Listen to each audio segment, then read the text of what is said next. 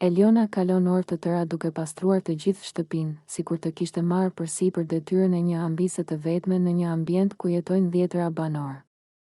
Ajo zgjohet herët përpara shumicës dhe nis punën e saj me qetësi, mbledh gotat e lëna nëpër tavolina, pastron dyshemet, rregullon divanet, sistematizon këndet e rrëmueshme dhe zhvendos sendet që banorët i hedhin kudo pa menduar. Duket qartë se Eliona po gjen një lloj paqeje në këto detyra. Ndërsa të tjerët merren me debate, strategji dhe biseda të pafundme, ajo rri e fokusuar në punët e shtëpisë, duke u kthyer pothuajse në një figurë të heshtur që kujdeset për gjithçka pa kërkuar vëmendje.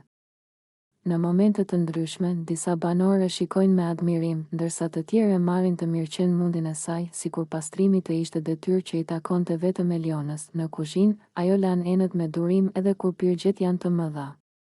Në korridor, ajo fshin dyshemen me ritëm të rregullt, ndërsa vetëm zhurma e fshesës dëgjohet në sfond.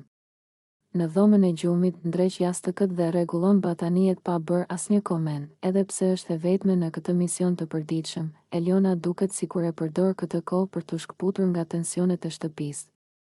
Kjo rutinë e qetë ndihmon të mos përfshihet në dramën që shpërthen çdo orë mes banorëve të tjerë. Megjithatë, disa banorë kanë filluar të pyesin veten sepse Eliona po e mban gjithë këtë barë mbi shpinë.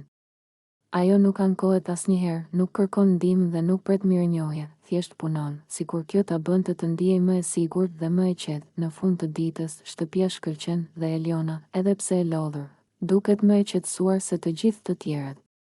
Atmosfera rreth saj mbetet e butë dhe e heshtur, një kontrast i fortë me kaosin e banorëve të tjerë.